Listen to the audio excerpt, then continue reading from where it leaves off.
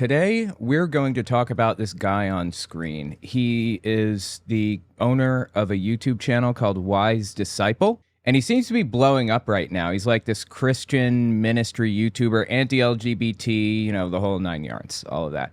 So I want to listen to some of his arguments, see what he has to say. In this one, he's reviewing like I can't even say anti-Christian memes. It's not. It's like counter anti-LGBT propaganda stuff. So I guess you could say I'm an atheist watching a Christian watching an LGBT person watching something. It's like Inception up in this piece.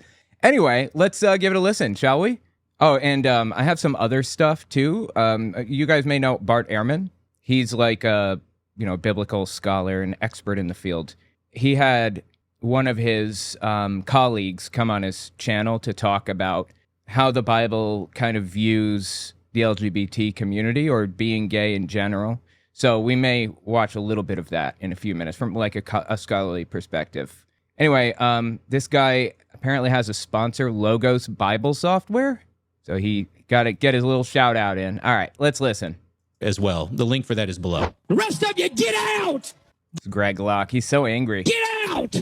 Get out in the name of Jesus! Everyone is different and everyone is not bad, said Scooter, who is a turtle. Different is special. Okay, now just 1 second here. So this is a drag show. It's a performance. This person probably isn't even trans. It's just like performance art. That's it. We've had performance art for a long time at the circus and all kinds of other different things. And these people are getting so bent out of shape over a performance. Like, my God, people. Anyway, all right, what's he got to say about this? It's Greg Locke versus a drag show. Well, that was pretty short. So, yeah. Essentially, we're forced to choose between one of two types, right? On the one hand, there's this screaming Baptist pastor who, by the way, I'm pretty sure is a pastor here in Nashville, It's Mount Juliet, Tennessee, not for nothing. It's a suburb of Nashville. And he's not Baptist. He's non-denominational now. But okay, whatever. where I live. I think his church is actually near me, where I'm at. I can't remember the name of it offhand. I'm sorry. It was in my head just now. Global Vision Bible Church. Used to be Global Vision Baptist Church with a stolen logo until he changed it. Or there is a trans person. So it's the Screaming Baptist. Not a trans person. It's a performance. That's it, okay? But you know what? For the sake of argument, let's assume it's a trans person. Why not, right? Let's buy in a little bit here. Screaming Baptist or the LGBTQ. Those are our two options here. Is that right? This is what's called in debate a false dichotomy. A false dichotomy is where you are given two options. Both are horrible. When in reality, there's a third option. Right. So the meme was, or the video was not about you have to choose one. This isn't a debate in, picking out logical fallacies and all that. The video was about the two extremes. The way that the left views the right is like Greg Locke, and the way the right views the left is like the drag show or whatever. The extremes are different because on one side, there's nothing but hate and vitriol and, people wishing death on others. On the left, it's just people encouraging love and encouraging acceptance and happiness and so on and so forth. It's really drawing a distinction between strategies, right? Like, my issue with Greg Locke isn't his beliefs necessarily. I mean, yeah, I disagree with all of his beliefs, but my issue is that he's malicious and angry and maybe not violent personally, but kind of uses like violent undertones, if you will. I wouldn't accept that if he's on our side, even. I don't care. It's unacceptable. There's even more than three options to choose from. A false dichotomy is a way of framing your argument in order to get your audience to go along with your way of thinking. Clearly, this TikToker wants his or her audience to choose the LGBTQ because... Well, they want to draw a distinction in the strategies. How did he really miss this on purpose? At least they're not screaming, right? And, it looks like they're saying encouraging things, right? Whereas you have this... It looks like they're saying encouraging things? Baptist who's having a conniption fit and berating people to get out of his church. I have that clip of Greg Locke. Rejected this whole framing because of the fact that this is a false dichotomy. You know, a false dichotomy, by the way, is a logical fallacy. So, oops. That's not what happened. That's not what the point. That's not what they were doing, but whatever. Okay. Here's the better way to look at it, actually. Okay.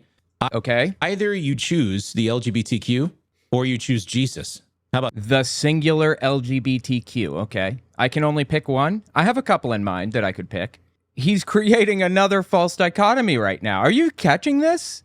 He just went through this whole diatribe about how false dichotomies are like bad. And then he gave us one. You can only choose either Jesus or LGBT people. Okay. How about that? Go along with the teaching of the LGBTQ or go along with the teaching of Jesus. There's your... Yeah, I just reject the framing. LGBT people are not like teaching anybody whatever. They're just accepting people. There's your choice, right? Because No. in clear ways, these two types of teaching and the lifestyles, they clash with each other. Particularly... Not really. They don't have to, okay? I didn't really want to jump into this immediately, but let me just pull up another video from Bart Ehrman. We're just going to pull this up real quick. Yeah, here it is, okay? I took some notes on this because Bart Ehrman had a guy named Jeffrey Sykes. I'm sorry, Jeffrey Syker or Sykes? I thought it was Sykes. He had him on his channel to talk about the biblical view of gay marriage or gay anything. And Jeffrey on the left here is a Christian. He's a pastor. And he also went to the same PhD program as Bart Ehrman, who is a New Testament expert. Anyway, they're going to explain the biblical perspective on this. Oh, and by the way, while we listen to these people, these variety of people, I'm going to be playing Final Fantasy VII Remake. Should just be in the background. Won't bother you too much if you've never played it before. Homosexuality and the Bible. And as I know, and as people are going to know, your basic view, tell me if I'm misstating this, because I don't mean to be misstating it, but your basic view is that the Bible does not condemn what we think of as homosexuality. Is that fair to say? Basically, yeah, basically. Okay, well, give me the one or two sentence correct view. Beyond basic. Well, I think there are a couple of things. One is that the language of homosexuality, the term itself, when applied to the Bible, is somewhat anachronistic because, and even in the 20th century, there have been different understandings of what homosexuality means. At the beginning of the 20th century, homosexuality was largely seen as a perverse choice against nature, which, has been the long tradition. So it sounds like he's saying that our modern day view or understanding of homosexuality is not the same as the view or understanding of it, 2,000 years ago. Over the centuries. But then by the mid-50s, you start having language of homosexuality as a preference, which is it's still a choice, but it's a preference, but much more neutral language. And then finally, towards the end of the 20th century, and now especially, the language is all about orientation. So that it's an interesting point. So it's kind of changed verbiage through the years. It's not a choice you make. It's like eye color or handedness. It's something you discover about yourself. And so it's natural. And so whereas at the beginning of the 20th century, homosexuality was seen as unnatural, and you could quote, we'll get to the Romans 1 passage, that it's against nature. Right, because there are a total of 6 verses in the Bible that talk about it. Leviticus 18 and 20. There's one in Genesis. There's kind of a story in Genesis about Sodom and Gomorrah. And then 1 Corinthians, 1 Timothy, and Romans 1:27. By the end of the 20th by the way, out of 32,000 verses, those are the 6. century, people are using actually the argument from nature that, well, no, this is part of the variety of sexual orientations So you're saying that they used to use the argument for nature to show that homosexuality was sinful or wrong, and now they use the argument from nature to say that in fact it's a natural phenomenon. Yeah, So, it's rather ironic. It is ironic. That gets turned on its head. The other thing I would say is that the fight within the churches about homosexuality is rather different depending upon whether you're in the Roman Catholic tradition or in the Protestant tradition. In the Roman Catholic tradition, it's all about procreation. It sounds like you and I agree that Paul and Jesus, they probably didn't like the idea of men sleeping with men, but their concept of what that was all about. They didn't have our institution. They didn't have institutions of marriage. I mean, that you fall in love, you date somebody, and you go, you fall in love and you get married. They didn't have anything. That's interesting, right? They didn't have marriage like we have it today. It's just like it's a foreign concept. So did the Bible condemn gay marriage? No, obviously not. Like that. And with the idea of two adults having a relationship where they decide they want to have intimacy together, there was nothing like that in the ancient. So it's kind of hard to condemn something you've never heard of. So, okay, Jeff, could you? Unless you're anachronistic. Unless you're anachronistic. You're pretending that you're living in the same time period as someone else when you're not. And so, Okay, so Jeff, we need to end now. Can you just kind of summarize your views? Yeah, this is what I was looking for, a summary of their views. About the Bible condemning homosexuality? All right. Well, to summarize, there are 6 passages in the Bible that deal in some way, shape, or form with same-sex relations. 3 in the Hebrew Bible, Old Testament, 3 in the New Testament, the Genesis 19, Leviticus 18, Leviticus 20, Romans 1, 1 Corinthians 6, 1 Timothy 1. The Genesis 19 passage is talking about sexual violence and rape. The Levitical passages are quite explicit in condemning same-sex sex between. So the first one he mentioned, Genesis, that's about Sodom and Gomorrah. It was not condemning gay people. Now, there are different parts of the Bible that talk about sodomy, and we anachronistically went back and wrote our own understanding on top of that. So anytime you see the word sodomy in the Bible, people have interpreted that to mean something gay, but it was not about that at any point. It was not about being gay. So Genesis is out. Sodom and Gomorrah, that's out. That had nothing to do with it.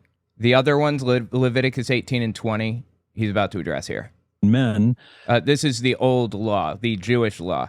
But the larger context of the Holiness Code makes it difficult to say, yes, these should be interpreted literally because of all the other things that are condemned that we have no problem with. And then in the New Testament, the 1 Corinthians 6 passage has to do with probably male prostitution, and the same in 1 Timothy. Bible experts, okay? This is not Owen Morgan talking. This is experts talking right now. And that dude that we were listening to, wise disciple or whatever, he's about to completely deny all of this. And the Romans 1 passage has to do with idolatry. That's Romans 1:27. That's the one that's commonly pulled out against gay marriage. It says men gave up their natural affections to something, and they will receive the penalties due their blah, blah, blah. Anyway, that's the one pulled out. And a Bible expert, okay, not me, a Bible expert says that was about idolatry, not about being gay. Also, the Bible seemed to have a problem with the passive participant in a male prostitution arrangement. That's what 1 Corinthians and 1 Timothy were really talking about. And the Romans 1 passage has to do with idolatry and people who, the pagans. Dude, are you serious? My game crashed. Wow, it ejected it and everything. I'll do it later. I'll fix it. For now, I'm just going to play part 2. Who are guilty of idolatry, they tend towards things that Paul considers unnatural. The problem is that Paul's understanding of nature as unchanging, and our understanding of nature as unchanging is difficult. And the understanding of sexual orientation is not one that the ancients had, that we do. And even in our own time, just in the last century, as everybody knows, we've seen some rather sweeping change in societal attitudes towards people who self-identify as gay, lesbian, or transgender. That's interesting, right? So we are looking, here's the bottom line. We're looking at gay marriage and, hating gay people or whatever in the Bible through a modern lens, when it's ridiculous to view it through a modern lens. So with that in mind, let's just listen to a little bit more of what he has to say here. Oh, wow, I'm about to fight a boss. Really with where we place our sense of identity. Amen. And so we owe it to ourselves to investigate this clash of ideas and make an informed decision. I already replied to you, and you're not a Christian anyway, so I'm not even really talking to you with this video. But I think we need to have a conversation about what a hate symbol is and what a hate group is when you're using it in the way that we collectively use the terms hate group and hate symbol. Okay. As I said, calling the cross of St. Peter a hate symbol is an incredible reach. Interesting. So she's drawing upside down crosses, and she's saying it's a cross of St. Peter. Okay. It's not a hate symbol, certainly, but Peter was supposedly crucified on an upside down cross. The reason he did that was because he was making some ridiculous point about how we come into the world upside down and everything is all backward and so on and so forth. I don't even remember what it was all about, but it's apocryphal anyway. It's from a book that's not accepted as legitimate or real by anybody, honestly. Any church or, what's the term I'm looking for? Academic institution or whatever. Nobody views that as real. So what's going on here? This person is drawing upside down crosses on their face. And somebody else, I guess, has taken offense to this and said it's a hate symbol. And now this person is defending what they're doing by doing it again, I guess. Do I have this right? Yeah, I'm not sure. When, like I said, not only is the cross of St. Peter originally, for the majority of its existence, been associated with Christianity, you need to understand that you cannot have a hate symbol against a hate group. I totally disagree on that one. No, that's not true. You can have a hate symbol against a hate group. I mean, you can say that that's justified, having this hate symbol, but it's, definitely possible, seems to me. Okay. I'm just made of questions right now. What is the cross of St. Peter? Do they mean the cross of Christ? No, they mean the cross of St. Peter. It's upside down. Peter died on a cross as well, according to, church tradition. And that story has... Not according to the Bible, though, notice. him pleading with his killers to crucify him upside down because he didn't feel that he was worthy enough to die in the same exact way that Jesus did. But when we think of the typical symbols of Christianity, we don't... That's not why he was crucified upside down. I mean, I think it mentions that, but he did it to make some ridiculous point about how we come into the world upside down and confused. Usually think of Peter's cross, right? We think of Jesus' cross, don't we? Somebody can help me in the audience. Maybe I'm just speaking as a Protestant and there are other traditions that do it differently. I don't know. I don't know if I don't know his point here. one exists, but if there is an anti-Nazi symbol or something, that's not a hate symbol against Nazis. That's just an anti-Nazi symbol. That's an interesting point, I suppose. Because something goes against what you think does not make it hateful or oppressive. And I said with my words that I hate Christians.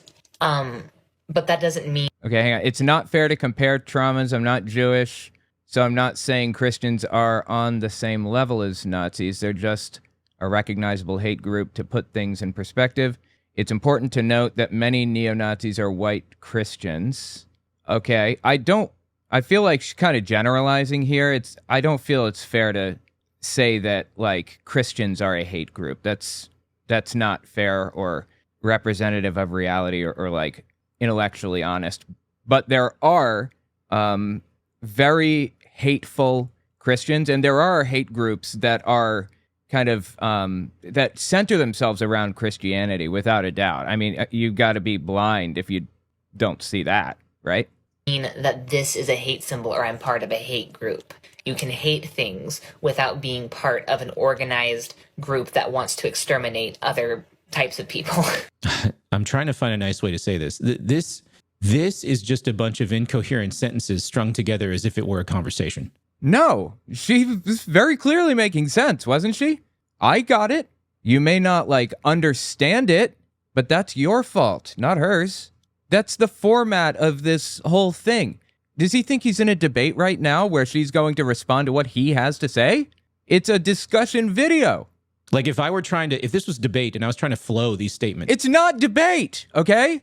Right, in order, I would immediately notice that first they said that there is no such thing as a hate symbol against a hate group. Okay, well then what is a hate symbol? Like is there some kind of a definition of a hate symbol that doesn't beg the question for this individual? So is he arguing that an upside down cross is a hate symbol? I can't tell. And he's referring to them as they. I should probably be referring to him as they also, because I don't know this person at all. In other words, is there some kind of definition and criteria that applies to every symbol objectively? Or is it going to be a thing where it's like, well, everyone who disagrees with me is making hate symbols, but whatever I do is fine? It feels like he's getting all wrapped up in absolute nonsense. Like, why are you like diving into this point when it's completely irrelevant? The same thing goes for like a hate group. What's the definition of a hate group that doesn't somehow slip into these kinds of logical problems? He's calling out to this problem where it's difficult or even impossible to define a thing. You can say, what is an apple? Define an apple or describe it succinctly. And somebody could say, okay, it's a fruit that's red and has a stem. But there are green apples. And there are other types too. Aren't there yellow apples? There are a billion types of different apples. So it's not just a fruit that has those colors. You got to say it's just like a fruit with a stem that's round. But that could cover cherries. I mean, it's hard to define anything in clear terms like that. And that's, not impossible. It's doable. But he's kind of calling out to the difficulty and claiming like there's, hate groups don't exist because he can't define them. A hate speech doesn't exist because he can't define it. Law has pretty clearly defined like a lot of this stuff. The next thing this person said was, well, just because something goes against what you think doesn't make it hateful or oppressive. Wait a second. Isn't that literally Christianity? Yes, Christianity generally disagrees with other groups out there on certain things. That is not hateful inherently. Disagreement is not hateful. I'm not complaining that this guy disagrees with me on something. Disagreement is perfectly fine.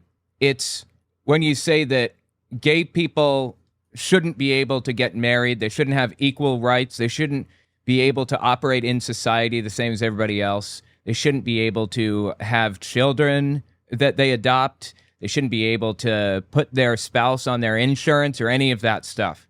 And it gets even more extreme than that. It's not just trying to make them less equal as citizens, but there are some groups out there, some subgroups of Christianity that want them dead, straight up dead. Not all Christians even have a problem with gay people, but a lot do.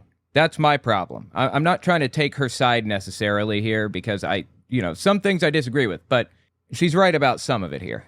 Doesn't that criteria literally fit with the Bible, where the Bible teaches that the LGBTQ lifestyle is not according to God's design?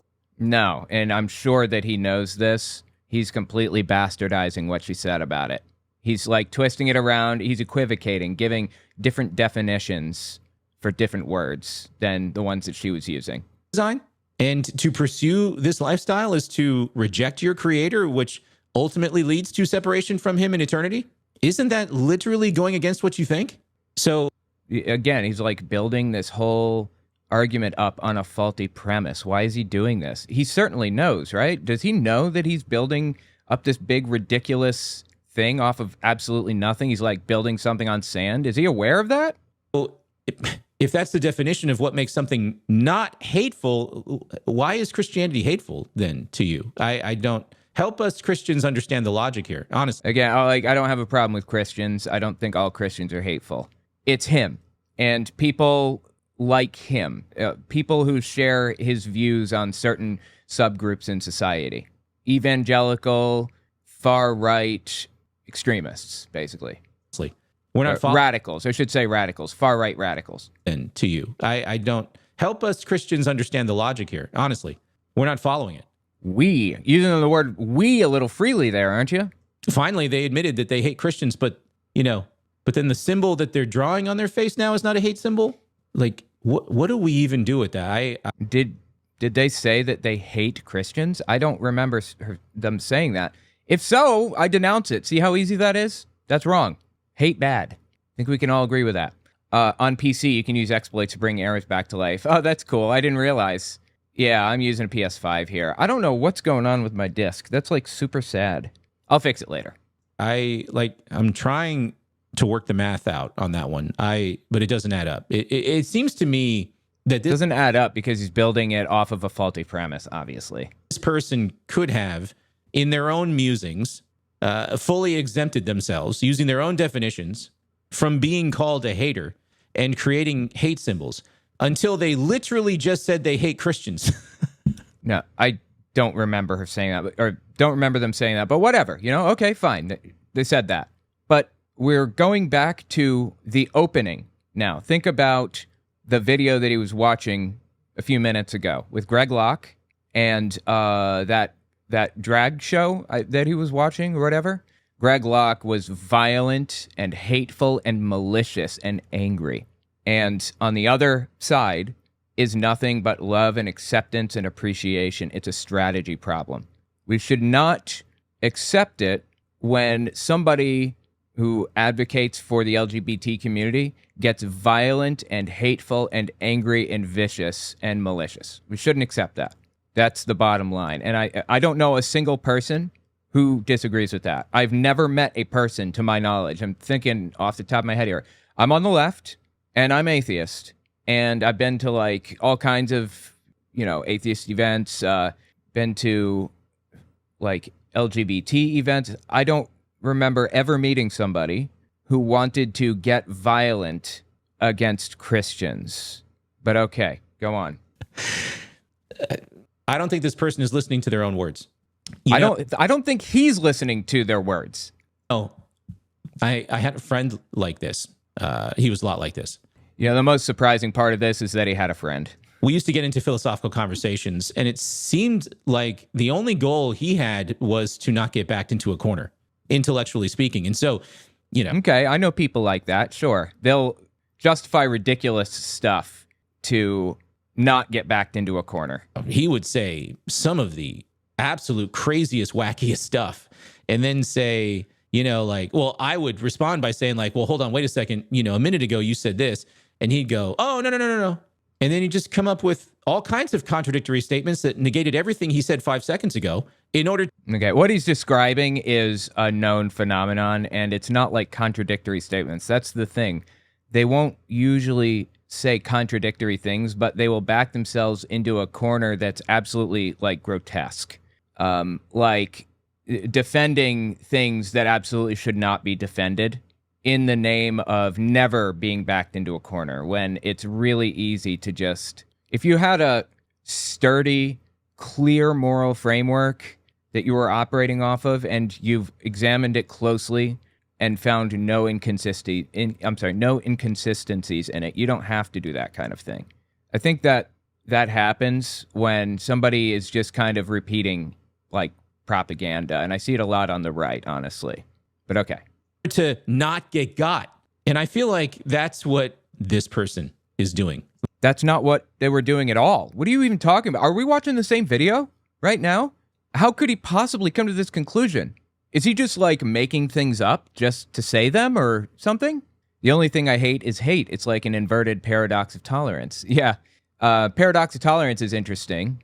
We have to be intolerant of the intolerant in society if we want to have a tolerant society, right? Like, we have to allow people who are opposed to democracy to run in democracy, or it's not a democracy. It's that kind of idea.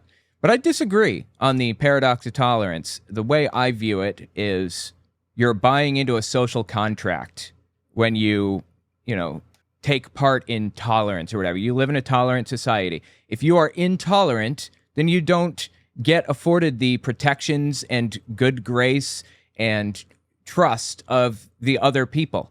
By kind of viewing it as a social contract that somebody is violating, I don't really see it that way. Why is this part of the game so ridiculously long? This is like, I'm literally just like pushing a couple of buttons and it's playing a video for me or something. Like, what the hell?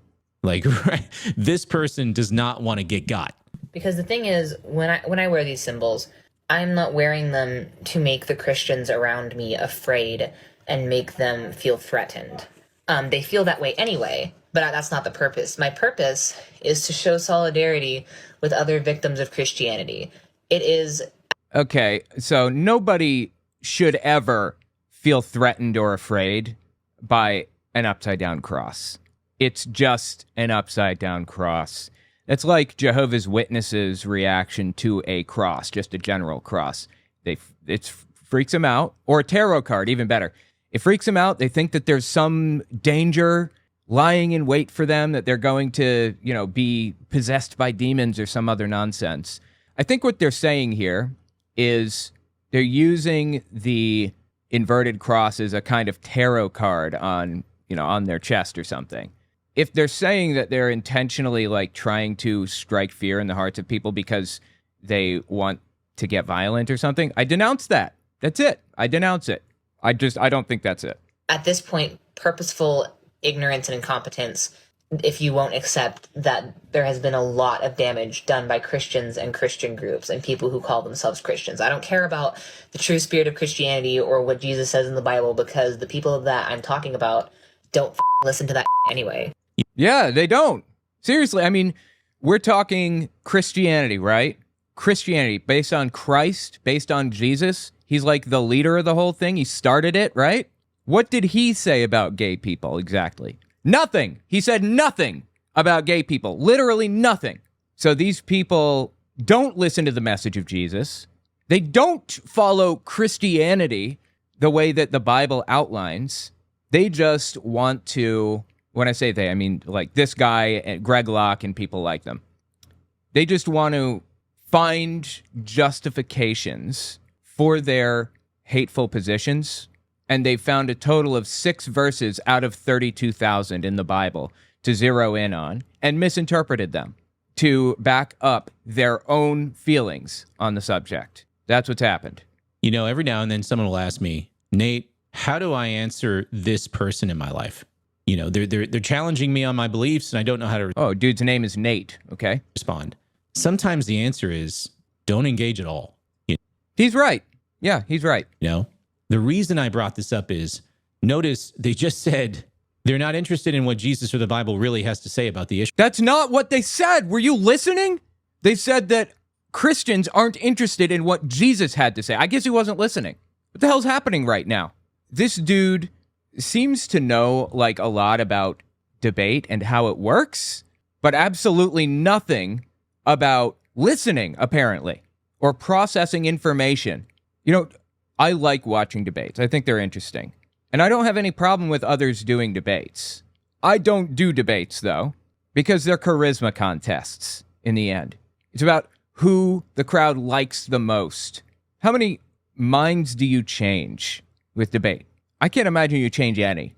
Like I said, it's interesting, so I'm all for it, whatever. I feel like this guy kind of trotting around his I'm a debater badge or whatever is kind of ridiculous. Whatever. Like, I don't care if you're a debater, if you're a shitty debater. Issues. So if it were the case that, first and foremost, Christians don't fear or hate the LGBTQ, but instead The LGBTQ, I love it. Okay. Christians don't fear or hate the LGBTQ, but instead we actually care about them, we love them, and wish the very best for them, wouldn't this person want to know that? Again, he's building this whole argument off of a faulty premise. Like, did he even listen to what she had to say? Apparently not.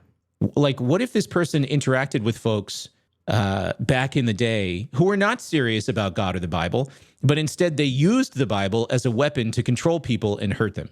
It does exist, friends. Like, this is a real thing that happened. Okay, hang on. Let's step back and listen again. Who were not serious about God or the Bible, but instead they used the Bible as a weapon to control people and hurt them. Okay, so he's saying that people in the past have existed who used religion as a weapon to control people. All right. It does exist, friends.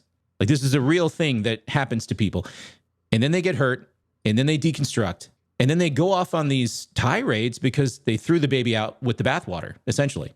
Again, I mean, that... Well, I mean, you don't have to throw the baby out with the bathwater. All you have to do is examine your beliefs critically. Think about it in great detail. And just like that, you start to realize, well, I started to realize personally that Jehovah's Witnesses were completely full of it. That's a false dichotomy, is it not? What if there were more than two choices between... But that's not a false dichotomy. What are you talking about? That's not what a false dichotomy is. Does he know what that word means? Going to a building led by abusive leaders who don't know the God they profess to serve and embracing the LGBTQ lifestyle. I love it. He's calling it a lifestyle. What if the solution is just to, I don't know, do the hard work of truly understanding the God of the Bible? And I get it, That's hard for people who have been hurt by others in the church. I don't take any of that lightly. Look, the problem is that there are so many different beliefs and ideas and opinions and takes on what the Bible means and what it says and all this other stuff that you can't just understand the Bible. Oh, well, you should just understand the Bible better then. See how that works? What are you talking about? As if people haven't tried to understand the Bible better? As if that wasn't the goal all along? What? This is ridiculous. People deconstruct because and just walk away completely, leave religion behind, because they've come to realize that what they believed previously was nonsense. All of it. Not just not just the stuff that the pastor did that upset them or whatever. Everything. And I don't think any of us should, okay? I mean, my goodness, I have friends who have been hurt by those in church. I've been hurt by people in church. I know what that feels like. I'm just more concerned about what happens to folks who, in the name of being hurt, reject the true solution to their pain. Thank you so much for your concern. I'm more concerned about what happens to folks who, because they were hurt, reject the one who can truly heal them. So glad we have him here to be concerned for us. This would be the equivalent of me saying, well, I've been hurt by a doctor before, so therefore medicines and hospitals are not for me. No, it isn't like that.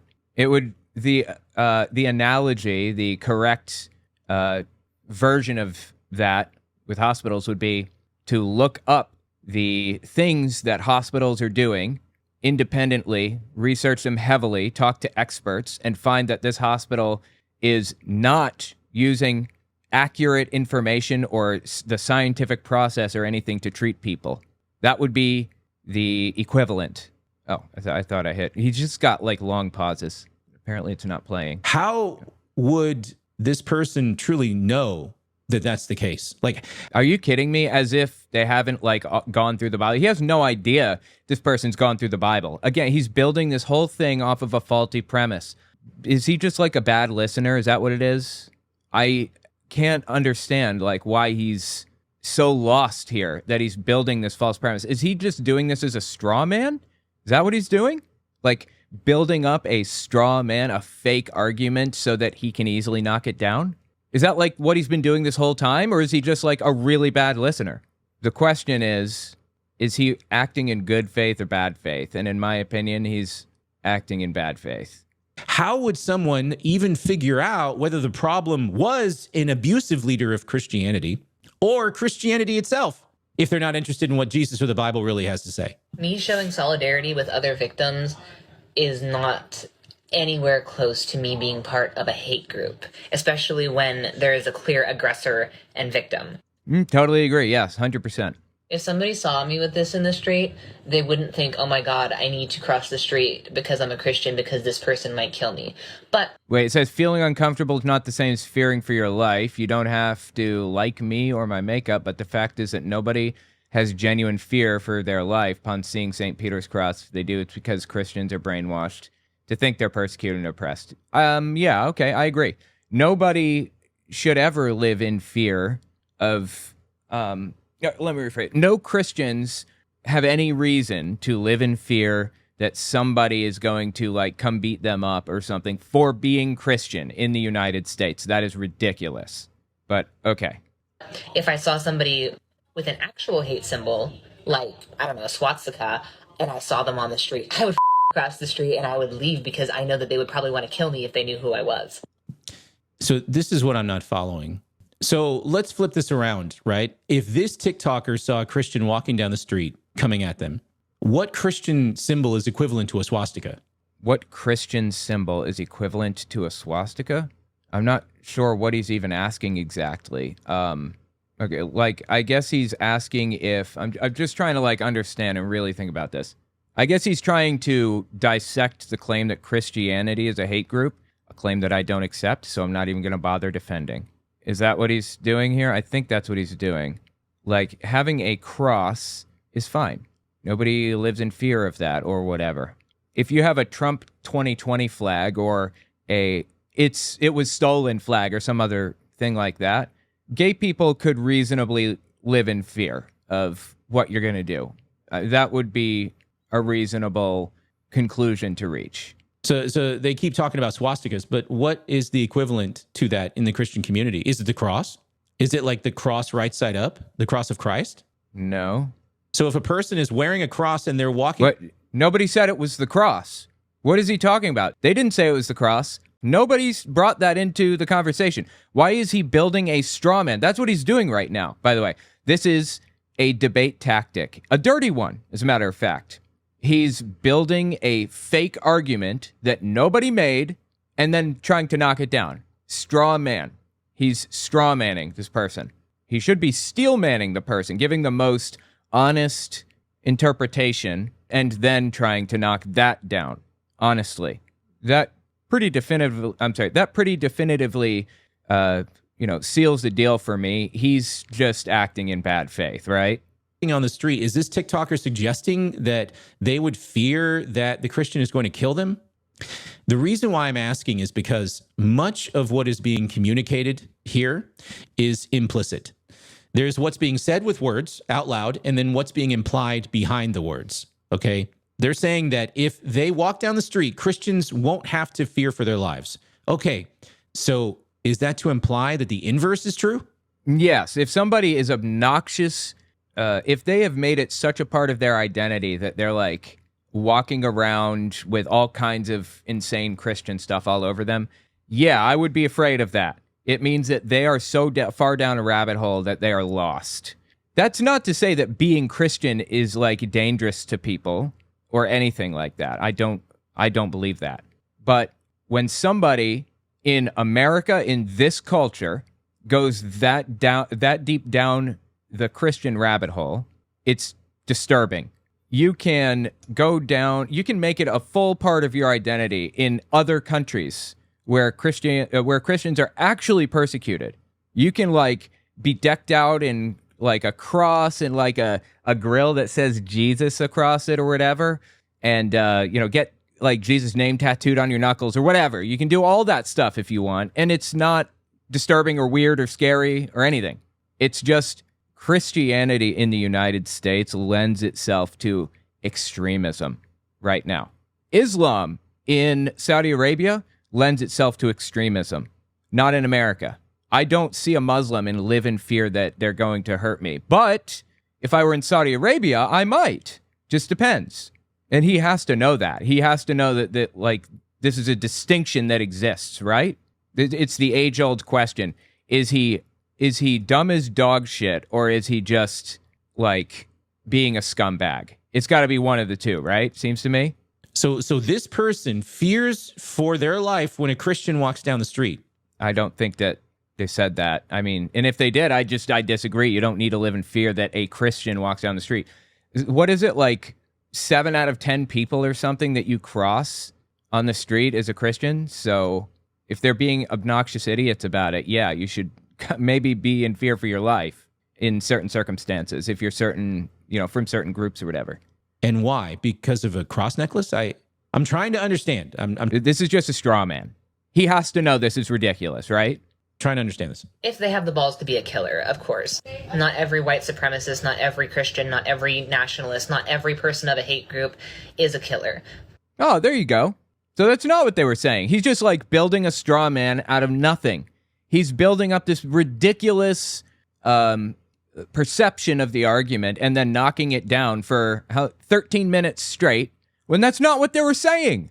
But enough of them are to where you have to be careful. Like, who are you arguing with right now? And just to be clear, I'm not trying to pull a direct comparison from Christians to Nazis. I am just trying to use the swastika as an example of what an actual hate symbol is, not St. Peter's cross. Okay, that's fair enough. I appreciate the clarification. Well, what would that be, though? That's my question. Like, what? Like, I don't know that there are any specific hate symbols in Christianity against non-Christians. But there are certainly anti-LGBT hate symbols.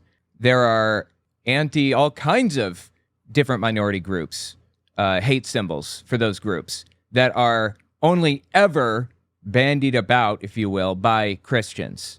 Like, you will not see it spread around by anybody but Christians. And maybe MAGA. That's about it. So I guess he's pretending that nobody in the United States has any reason to live in fear of any Christian groups. You know what Christianity breeds? All right, let me rephrase. That's not fair. I want to be fair here. Let me show you why people live in fear of the LGBT, or I'm sorry, of the Christian community sometimes, okay? Now, again, this isn't every Christian. Nobody is saying that. Just want to make it clear.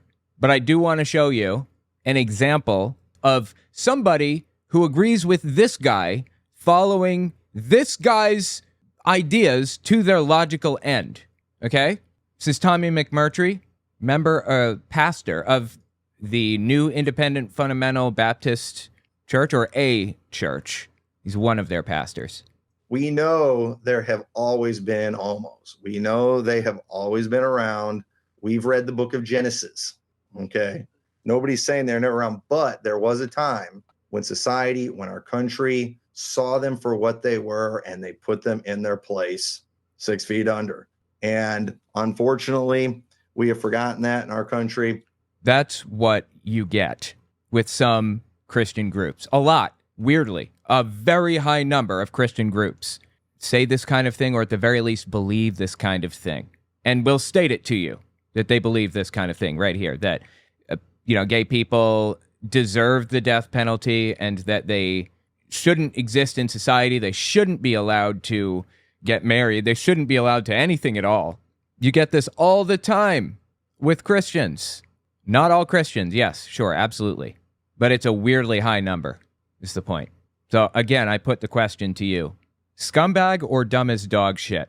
I don't see an in-between here. Yeah, that's a dichotomy that I'm giving you. But if he doesn't know what he's talking about, or if he doesn't know, like, if he really doesn't understand the situation, that's still like, how do you not? I don't understand. And if you do understand the situation, if you do understand what they were trying to explain, then you're just a scumbag for making the arguments that you made. I don't see an in-between here.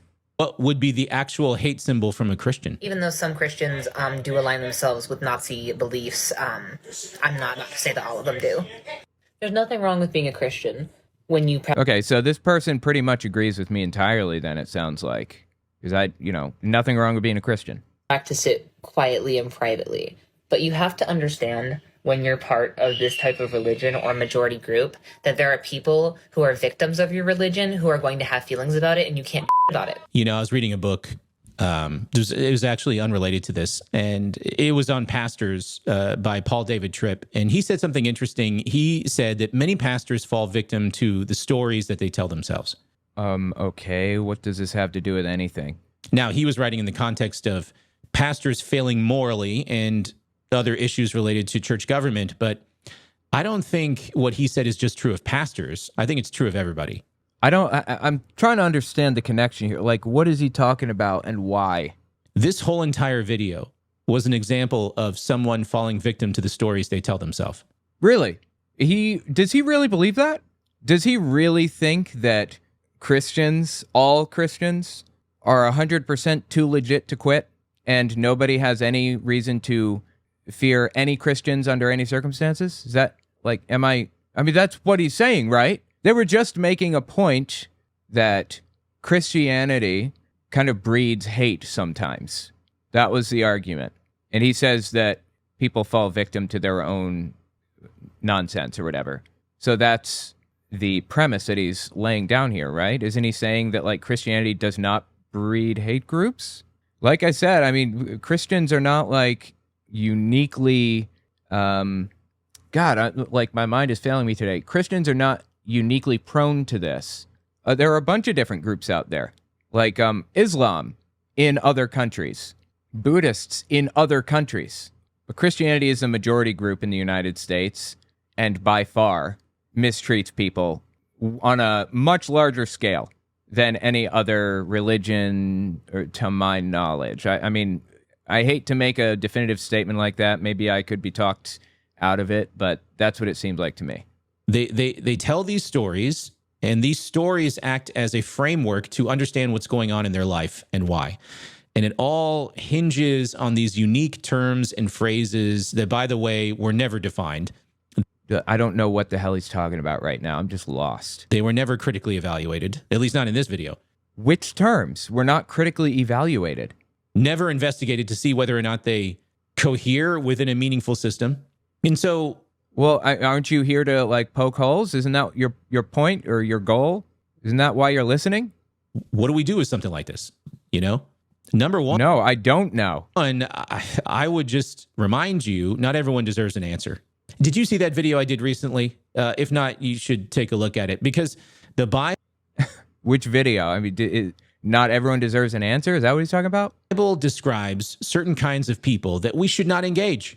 And I think that it's always your responsibility to determine who you're talking to before. Wait, so does he mean you shouldn't engage, like, in a biblical sense, like you should be shunning them? Is that what he means by that? Or you fully engage, okay? But number two, if you do engage the right kinds of questions that seek to clarify, to probe for reasonability and logical coherence, and then wait and listen to the answers, because very often posing the question will do a lot of the heavy lifting to force someone to do something that maybe they've never done before, which is to figure out whether their beliefs are justified in the first place. Hey, real quick, I hope this video... Okay, so he's saying, no, I'm not letting you run an ad on my YouTube channel. Thank you anyway, good sir. Is he saying that, like, we should just, as Christians, people should just, like, pose questions and then refuse to hear the answer? That's what he's saying. You don't have to, like, have long, drawn-out conversations about this subject with everybody. That's what I mean when I say you don't have to engage. But it sounds to me like he's saying you should not talk to certain people about certain subjects because it's, like, morally wrong or something. Somebody in the chat mentioned that there are a lot of different forms of Christianity and that we shouldn't be using that as an umbrella term, and I totally agree. I totally agree. The person that he was just watching was doing that, using Christianity as a catch-all term, and he took that opportunity to claim that there are, like, logical flaws in everything that they said, because there are clearly different forms of Christianity, different versions. I do have to get off here, but let's just, like, watch this one more thing real quick, okay? All right, let's start here. $200 when you use the code WISE24. Hey, y'all. It's June 1st. Oh, this dude's awesome on the left. I love this guy to death. First day of Pride Month. And this year, to mark the start of Pride, I felt like I needed to say something that I think doesn't get said often enough to my LGBTQ plus siblings. He's a pastor. I'm sorry. So that's interesting. He just called the LGBT his siblings. I mean, we're all kind of siblings in a sense, aren't we? we normally speak this way about other Christians within the context of the church. So, Well, I mean, people call others their brothers, their sisters, or whatever because they want to be like show that they're close to them, they love them, they appreciate them, and so on, right? you know, you'll hear me very often talk about my brothers and sisters. And when I do that, I'm referring to other Christians. What about, do you ever do it to refer to your brothers or sisters? It's just interesting that he says this. I suppose he's implicitly suggesting that it is possible to be LGBT and Christian. Yes. But even so, even if they're not Christian, they can be LGBT and still be like a brother because they're, you know, human beings. They're just like us. Everybody is just like us because we're all humans. Let's see where this goes. I'm sorry for every hate-filled Christian who has ever told you that you are an abomination. I am sorry for every Christian who has ever tried to beat you up with a Bible, or worse, with their fists. I'm sorry for all of the churches that will mark this month by ramping up the hate that they preach from their pulpits. Stochastic terrorism, like really violent, extreme stuff. Yeah, absolutely. Including tomorrow morning. So this is a very reductionistic take on how traditional churches, and by that I mean... How is it reductionist? What the hell is he even saying? It's like he's throwing out debate terms and just like they're big words to confuse people. This isn't reductionist. What does he even mean by that? The churches who adhere to the word of God, who don't play games with it, who don't seek to treat it like it's nothing less than the God-breathed theonoustos that was ultimately authored by the Holy Spirit. Ultimately authored by the Holy Spirit, okay. On how these churches talk about the LGBT. I love that he just says about the LGBT, and it's just like a singular thing, like a monolith, a person or whatever. That's just like the best, right? Notice he said Christians and churches will call them an abomination. But then he forgets to mention where Christians got this idea from. Leviticus chapter 18, verse 22, you shall... Oh, he got it from the Bible, right. Leviticus 18 and Leviticus 20 are irrelevant here because they were part of the old law that Christians don't follow anymore. Christians never followed the old law. They were never supposed to follow it.